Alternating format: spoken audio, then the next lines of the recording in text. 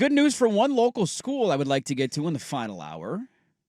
Well, what local school am I talking about? Probably mine, because we got a tight end from Miami. You did get a tight end from Miami this weekend. Yep. Riley Williams, name right? Is that right off the top of my head? Perfect. NFL talent. Yeah, I mean, he was a highly touted kid coming out. Mario stole him from Oregon. I think it was Oregon and Miami was the recruiting battle there, and he followed my Cristobal to Miami when he went down there. Shaking in your boots for our matchup next year. We're shaking in. You got Malik Murray. You got a quarterback now all of a sudden? You got a tight end to throw the football to? Tyrese Ivey just got another year of eligibility because he's a JUCO kid. We're going to do it right now. Really good weekend for your school. Nice And I would also ask, like, I don't know what this means long term. Who the hell knows? Like, if some of these guys have good years, are they immediately back in the portal next offseason? Like, how is all of that going to work out? Also, cha-ching.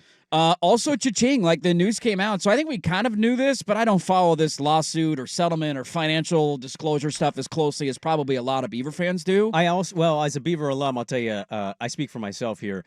Don't really care to. Find it really boring. A lot of fake lawyers on the internet. A lot of those. Just tell me when this happened. Like, tell me the amount and why they got it, and I'll be, okay, cool, and I'll move on with my day. Well, this is one that's not like a debate or, hey, will they win this lawsuit against this conference? This is cold, hard cash coming to your program and coming to Washington State. And that was revealed. I think Wilner had this report over the weekend that in the college football playoff payments, which, by the way, I don't know if we talked about this on the air last week, every conference gets $14 million when their team I believe, wins a playoff game. When the team wins a playoff game. So you win a playoff game, your conference gets $14 million. So Ohio State's win over Oregon, $14 million goes to the Big Ten, and they disperse that money out.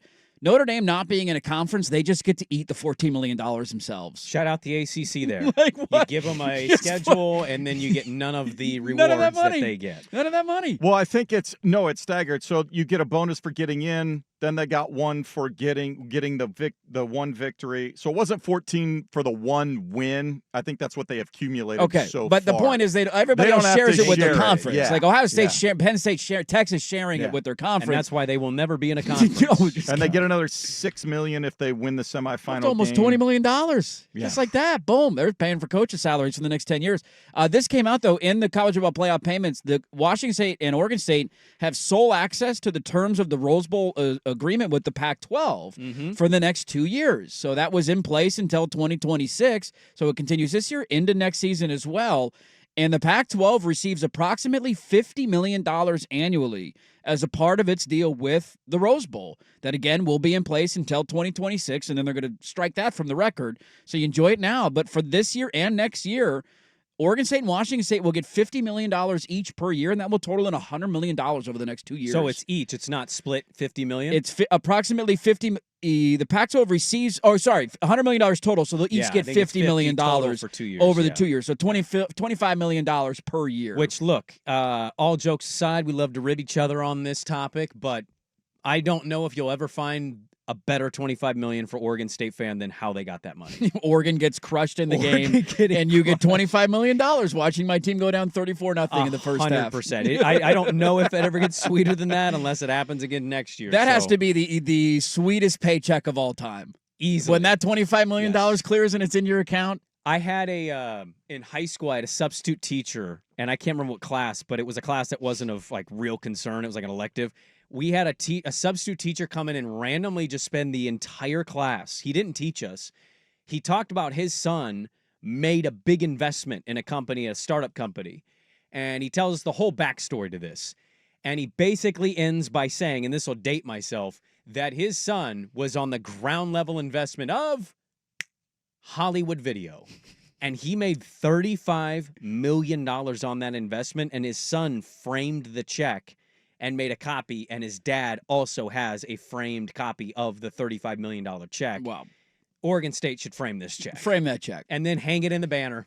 Or put this on a banner and hang it in your stadium. I mean, look. I'd be okay with that. Their whole lot in life has been completely disrupted, and so everything hasn't gone smoothly. Let me ask you, though, this is one of the few bright spots they've had in like the last 2 years. And I know, look, I snort this stuff more than you do, so that's, to be fair. I am curious to ask, and Beaver fan can chime in on this. I'm just curious what your feeling is. how much different your feeling is now than maybe opposed to that 28-0 Air Force Day, right? Where that felt like rock bottom. You feel like, where do we go from here? You seem lost. We don't have a quarterback. You wore a bag on your head that next Monday. Mm-hmm. From that moment to, and again, I don't know what all this is going to mean in terms of win-loss success for next year. Right. But Oregon State clearly has had their NIL stuff figured out. They're not getting all these guys pro bono. Malik Murphy, Duke just paid a quarterback $4 million a year, the Tulane kid that they got, over the next 2 years. Like, Malik Murphy's getting paid. Riley Williams doesn't come here for free. He's getting paid. So you clearly have some level of NIL figured out. You're not competing for the biggest fish in the pond, but you never were in the first place.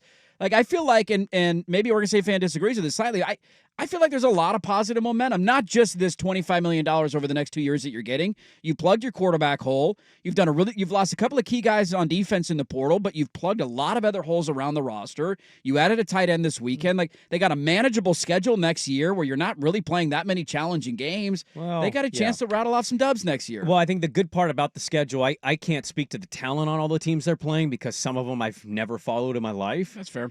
There's a lot of first-year guys. I forget. Robbie Ashford just committed to Wake Forest, and he basically said, "I'm going to Wake because Dickert's been amazing with quarterbacks." And I'm like, "Well, have you looked into it? Probably not, but you want to start, and Dickert's maybe offering that opportunity." So a former Duck is going to come to Corvallis and play Oregon State next year. And he's a good athlete, but he's bounced around a bunch. I mean, Jaden Rashada, that might back in the portal. That might need to be a topic, but. Yeah.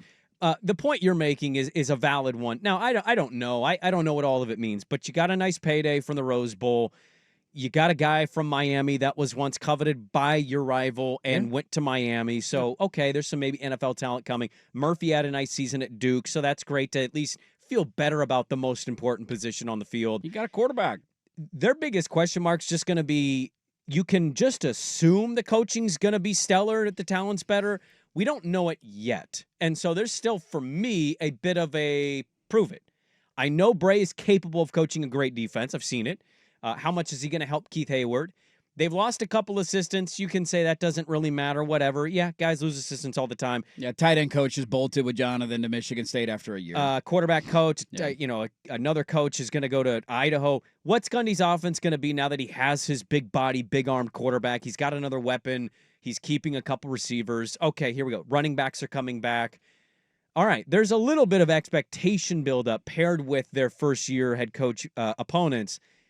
You certainly feel a lot better today than you did after losing to Air Force, but that season also did happen. It did. So it's a bit of a prove it. The men's basketball team is still hovering in that top 64 net rating. I'm looking today, they're at 66, 67, depending on how they readjust it. The women's team's coming out. So there's some bright spots for Oregon State, but certainly that was good news over the weekend to get that payday. I mean, the two that I circled, by the way, they opened the season on August 30th against Cal, who, you know who Cal's quarterback is likely going to be to start that game? I do. It is Garen Sagapotule, whatever. He wants to start right away. Yeah, the kid that it was at Oregon for a week. He got free tickets to the Rose Bowl. Smart move on his part. Just got to go walk around the Rose Bowl field and then was like, all right, thanks, guys, I'm out. Did he get the grab bag as well? He probably got a grab bag? bag. He probably got a bowl game prize bag. He played that perfectly, parlayed it into a starting job at Cal. He wanted to play right away, which, why did you go to Oregon in the first place? I don't know, but hey, good luck to you.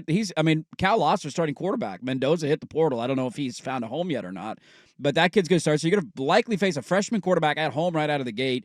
The two that I would circle for Oregon State next year, Texas Tech, if you don't look now, has had a really good Number portal one slate. in the portal ranking. They have crushed it. Yeah. Now, what does that mean? I don't know. Sometimes those gel, sometimes they Tech. don't. It's at Texas Tech. I tend to lean loss, but okay. That's your third game, and then obviously the Civil War is back at Autzen this year, Yeah, so you not got gonna that be one at great, the end of probably. September. Dude, after that, you got Houston at home, at Appalachian State, bye week, Lafayette, which doesn't sound like a real college, Wake Forest, Washington State, Sam Houston, at Tulsa, bye week, at Washington State. You got Washington State twice, and they lost literally everything. Yeah. Wake Forest, you just mentioned, is going to have a first-year head coach with maybe Robbie Ashford as their starting quarterback. I got no clue what Houston's bringing to the table, but you got them in Corvallis. My whole thing, if I looked at it holistically as a Beaver fan, and I just tend to be a more positive thinker sometimes than others, but my whole thought process would be, how do we put ourselves in a position to where in 2026 we're competitive? And that would be the encouraging thing for me. You're still in no man's land without a conference. There's nothing that you can really play for at the end of the season. There's no playoff bid that you're going to get next year. You're not going to get ranked high enough. Right? None of that will happen. Yeah. The whole thing in Washington State this year was never going to happen. Yeah. But what happens in 2026? You got a conference. Now, you still got to find one or two more teams. Boise State was just in the college football playoff, man. They just played Penn State in the got a Fiesta bye. Bowl. You Yeah. got a first-round bye. Now, that's not going to happen. But how do you put yourself in a position to where in 2026, when you are in a conference, that you built momentum and you go into the year where you're kind of like, hey, Oregon State can make some noise. And at least it seems like, again, we got to wait and see how it looks on the field. They're trending in that right direction, have a much better year 2 under Bray than they did year 1. I did not have you storming the show today with Oregon like State that? football schedule talk. You like that? That's crazy. You like that talk right Well, there? I mean, look, I think you're bringing up a valid thing. Duck fan right now, you should still feel your basketball team won against Maryland. Like, your football team's going to be fine. I know it sucks you lost.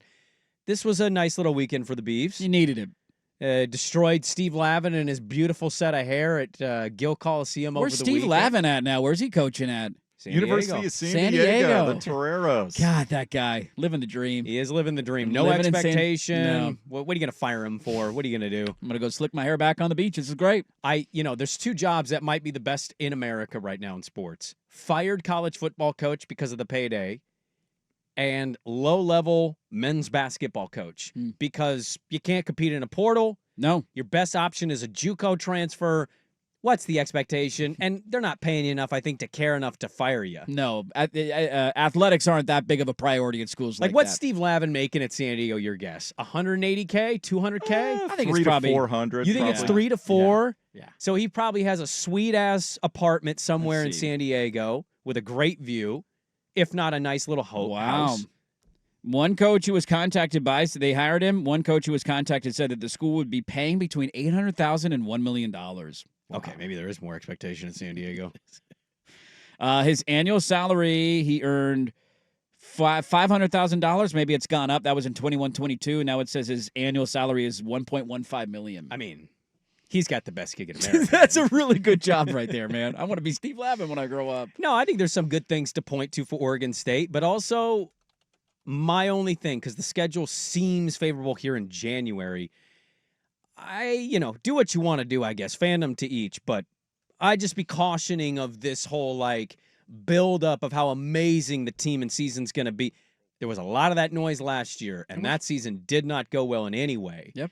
And so certainly things are a little different here. Feels better having a quarterback, but just be careful being the preseason champs again. Time will tell. They got $25 million watching my team get crushed in the Rose Bowl because the Rose Bowl and the Pac-12 are still partners for 2 more years. So that check will come again next year. They're going to get another $25 million, both Oregon State and Washington State each. So you got $50 million for each team over the next 2 years. Both Oregon and Oregon State might both suffer the same fate with their collective fan bases of we're the offseason champions. Offseason champs, man. I mean, perennial champs. You're making a run for our title right now. Making a run. Somebody's got to hoist that trophy. How dare you steal our category? Offseason champs, 13 years in a row, bitch. Put that in your pipe Both and fan smoke bases it. are going to do it next year. You're damn right we will. You see our recruiting class for next year?